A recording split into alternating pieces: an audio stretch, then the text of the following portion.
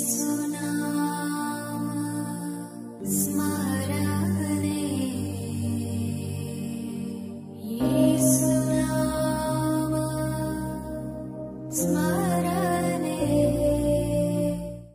The lord. యేసునామ స్మరణ అనే ఉదయకాల కార్యక్రమానికి మీ అందరికీ ఆహ్వానమండి. ఈ ఉదయకాలం ఎలాగున్నారు? దేవుని యొక్క దయను, ఆయన కృపను ఎదుగుతున్నారని, ఆ దేవాది దేవుని యొక్క దీవెనలు మీకు ఎప్పుడు ఉండాలని కోరుకుంటున్నాను. ఈరోజు వాగ్దానం ఏంటో విందాం. ఇర్మియా 33:3. నాకు మొరపెట్టుము, నేను నీకు ఉత్తరం ఇచ్చేదను. నీవు గ్రహింపలేని గొప్ప సంగతులను, గూఢమైన సంగతులను నీకు తెలియజేసేదను. వాక్యం సెలవిస్తుంది, దేవుని నోటి మాటలు నీతి గలవంట. అంతేకాదు, సామెతలు 8లో నా వలన రాజులు ఏలుదురు, అధికారులు పరిపాలన చేయుదురు, నా వలన లోకంలో ఘనులైన అధిపతులు ప్రభుత్వం చేస్తారని దేవుడు చెప్తా ఉన్నాడు. ఎంత మంచి దేవుడు అండి! ఆయన నోటి మాటలు ద్వారా ఈ లోకము నడుస్తుంది. అంతేకాదండి, దేవుడు అధిపతులకు, అధికారులకు, రాజులకు, ఏలేవారికి మాత్రమే తెలియచెప్పడు. దేవుడు చంటి బిడ్డ వంటి మనసు గల వారికి కూడా, చంటి పిల్లలకి కూడా దేవుడు తన వాకును విప్పుతూ ఉంటాడు. శ్రేష్టమైన గూఢమైన సంగతులను బయలుపరుస్తూ ఉంటాడు. ఒకసారి యేసయ్య సమరయ స్త్రీ దగ్గరికి వెళ్ళాడు. సమరయ స్త్రీ ఒక పాపాత్మురాలైన స్త్రీ, అపవిత్రురాలు. అయితే ఆమె తెలుసుకోవడానికి వేగిరపడింది. దేవుడు ఆమెకు జీవపు ఊటను విప్పాడు.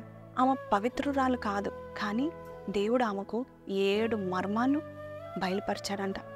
యోహాను సువార్త 4వ అధ్యాయంలో ఆమె అడుగుతుంది, ఎక్కడ ఆరాధించాలి, ఏది సరైన ఆరాధన? దేవుడు హౌ టు వర్షిప్ అని చక్కని గూఢమైన మర్మాన్ని ఒక పాపాత్మురాలైన స్త్రీకి దేవుడు తెలియపరిచాడు. అక్కడ అనేక మంది శాస్త్రులు ఉన్నారు, ఫరిసేయులు ఉన్నారు, బోధకులు ఉన్నారు, నిలువుటంగి వేసుకొని నిలబడిన వారు ఉన్నారు. కానీ ఆ పాపాత్మురాలకి దేవుడు బయలుపరిచాడు. ఆమె వినడానికే, ఆమె దేవుని నుండి తెలుసుకోవడానికి ఇష్టపడింది. కాబట్టి ఈరోజు నీవు కూడా, దేవా నేను మొరపెడుతున్నాను, నా గూఢమైన సంగతులు నాకు బయలుపరచవా, నాకు తెలియని మర్మాలను నాకు బయలుపరచవా అని అడిగినట్లయితే మొరపెట్టే వారికి దేవుడు చెప్తాడంట. అంతేకాదండి, చంటి బిడ్డ వలె నాకేం తెలియదు ప్రభా, నీవు నీ జ్ఞానం నాకు దయచేయి అని నీవు అడిగినట్లయితే, మొరపెట్టినట్లయితే దేవుడు నీకు మర్మాలను బయలుపరుస్తాడు. అంతేకాదు, నేను మహిమపరుస్తూ ఉంటాడు. మనుషులందరూ కూడా ఆశ్చర్యపడిపోయేంత జ్ఞానము దేవుడు నీ నోట్లో పెడతాడు. ఈరోజు ఈ వాగ్దానం విన్న నీవు ప్రార్థించండి, మొరపెట్టండి. ఆ సమరయ స్త్రీ అడిగింది కదా, తెలుసుకోవాలనే ఆతృత కలిగింది కదా, నీవు కూడా తెలుసుకోవాలని ఆతృత కలిగి దేవుని సన్నిధిలో అడిగినట్లయితే సమస్తము బయలుపరిచే దేవుడు మనకున్నాడు. కళ్ళు మూసుకుందామా? ప్రార్థన. పరిశుద్ధుడా, మహోన్నతుడవు తండ్రి, జ్ఞానం కలిగిన దేవుడవు, యెహోవాయే జ్ఞానం ఇచ్చువాడు అని చెప్పిన దేవుడవు. అయ్యా, నీ మాటలు నీతి మాటలు నైనా ప్రభ, అయ్యా నీ వాక్యమునైనా తెలివి లేని వారిని తెలివి గల వారుగా చేస్తుందైనా ఈరోజునైనా నీ మర్మాన్ని మాకు బయలుపరచండి.